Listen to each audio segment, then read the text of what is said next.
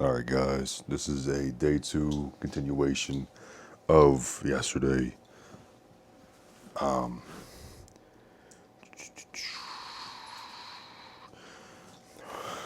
I was working out yesterday, two people came to the gym. Lit up, motherfucker. Two people came to the gym and they were being like pretty like loud in the background, which they're more than welcome to do and happy to do. I mean, it's not like it's, whatever. I don't really care that much, but as far as like the video, as far as the video goes, it's it's not ideal just because like I did a short video, like a reel for TikTok and Instagram, and I'm trying to isolate the noise so it's just me and the microphone here. But I heard like the upstairs floors creaking the whole time, and I mean it's still by all means usable, but it's like So it is what it is. I'm not like too hard pressed about it. So today is going to be a continuation of yesterday's episode one, interlude to my series. Again, I have no clue how often I'm going to be actually doing these episodes. We'll see. So I'm watching myself now, making sure the angles are right. But I just got here now, doing a back day. What I'm going to do primarily will be rack pulls. I've been really enjoying those. I like deadlifting, but I can only do it on select days. I can't do it too often because it just doesn't feel right for me all the time, and also doesn't really make sense. Like rack pulls are so much better, safer, and more, applicable to my daily life. Picking things up and whatever. Like deadlifting is cool. It's whatever. You can deadlift a lot of weight. I mean, it is what it is. Power to you, but I kind of really care about deadlifting. Like I do like 45, for like 2 or 3 reps, and I stop. I don't go heavier than that. I don't care to. I don't care to max out on a strenuous exercise of that sort.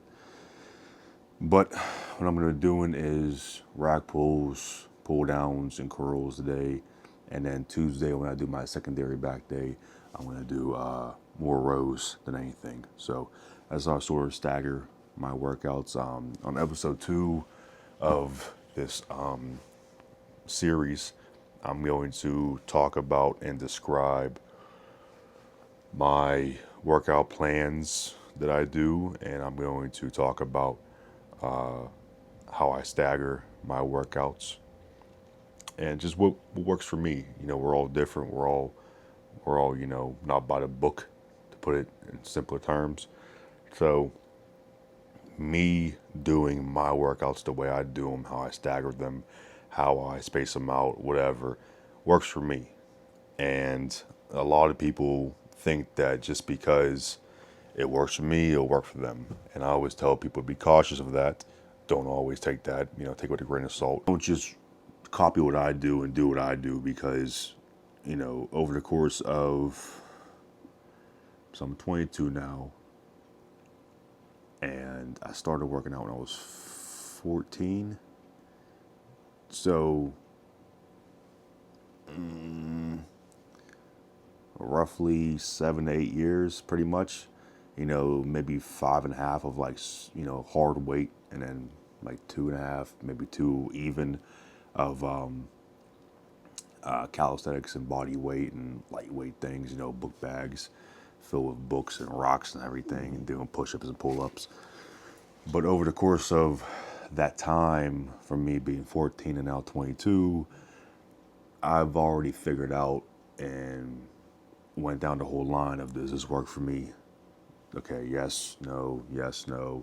I like that variation of that. I like that. I don't like that. Never do that again. So it's all just up to what you want and what works best for you. But yeah, let's go get the story. Set this rack pull up. Actually, too, I gotta go shut those fans off upstairs too. Oh my gosh, these people leave the gym, always lights on, all the fans on, and it aggravates the hell out of me because, like, waste of money. Nobody's here. You don't need these fans on. You know, it just aggravates me. But hey, it is what it is. It is. Like, I got my phone set up there. It's probably gonna fall. Oh well, Apple Care.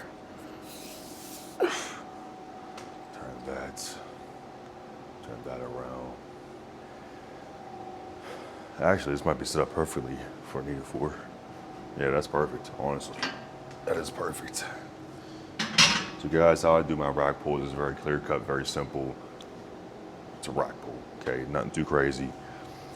I let the bar a little bit above my knees, and I grab about shoulder width, a little bit out, you know. And then as I stand up, I'm gonna let the bar ride my thighs up to my hips, and I'm gonna do like a, you know, standing air hip thrust. And I'm gonna lock my back out. And sometimes I also like to just squint down a little bit when my back like really just flex. So that's the way I do them. You might do them differently. Don't really care. That's how I do them. They work for me. I hate when people say, oh, you know, I do them this way. Like, all right, bud. But these work for me. I like the way these feel.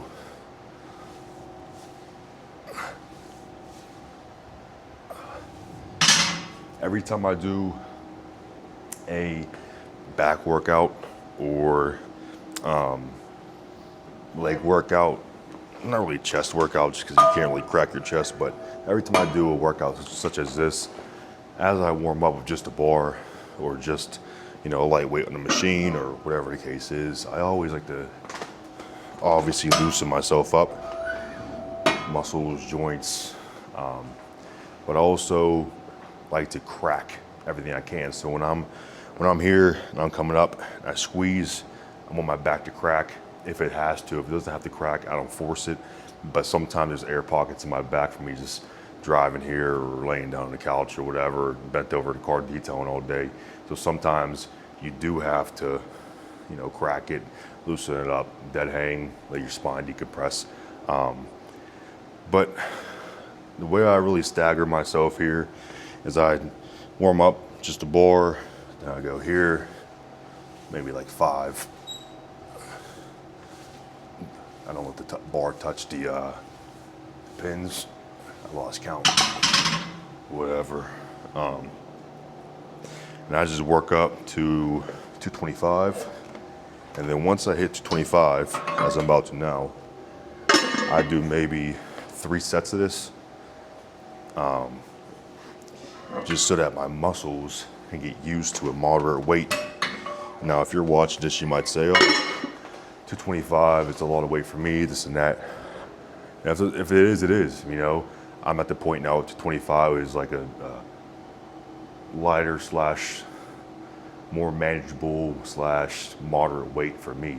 So what I do is I do more reps of the moderate weight. My body can get used to doing it and get ready to do the heavier weight. Those would be about 3 sets of 5. And then, but if this is heavy for you, what I would recommend is doing maybe 135, 145, 155, as, you know, your 3 sets of 5 reps sets. So, but yeah, I'll do one of these and I'll cut the video because I don't want to be a 13-hour long video.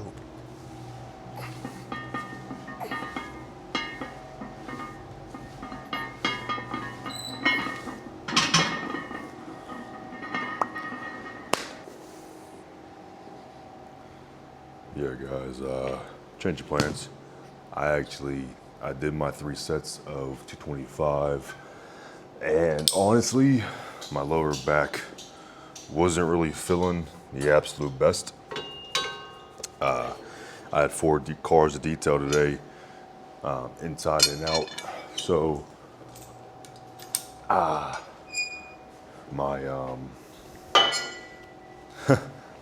my lower back is kind of, you know, fucked right now, to put it in simpler terms. So that doesn't really feel too good, especially me picking the weight up at that position. So what I'm gonna do is just do a couple more sets, rep out of 225, and then, like I mentioned before, make up for it over here. Oh. And these lat pull downs are actually one of the best ways that I grow my back each and every week, okay? And I'm gonna do a very quick rundown because what I can do actually is, if you guys want, okay, put it in the comments down below, okay? I know there's only 14 of you guys, maybe 5 of you watching, that's fine. But I can do a whole video on how exactly to use this machine the most optimal way to grow your back. There are so many variations you can do to grow your biceps, your back, your traps, even your middle of your back, even the bottom of your lats. You know, that's really hard for people to do on this machine. Actually, it's hard for people to grow their lower lats. And honestly, once you figure out what exactly hits your lower lats and how exactly to target them, it makes it so easy. But right now, I'm just really focusing on getting my elbows, driving them down, getting my middle to upper lat used to being contracted. You know, like a lot of people, they just jump right into their sets. I personally, I know I mentioned I don't do sets and reps and whatever else, and I don't, but I do do a couple warm-ups just to get my muscles ready and used to working out. Saves you a lot of time, a lot of injury.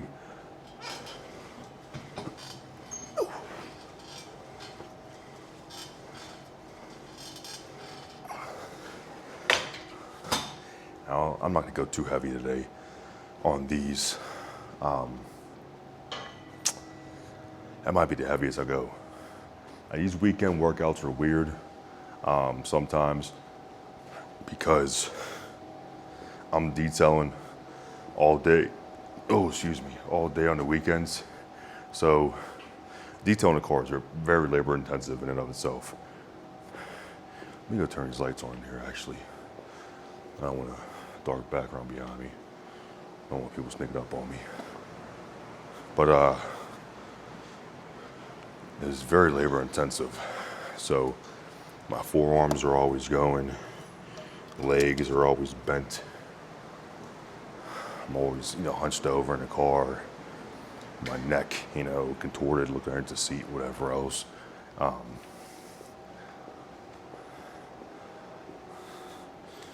see, come on. Move it back here a little bit.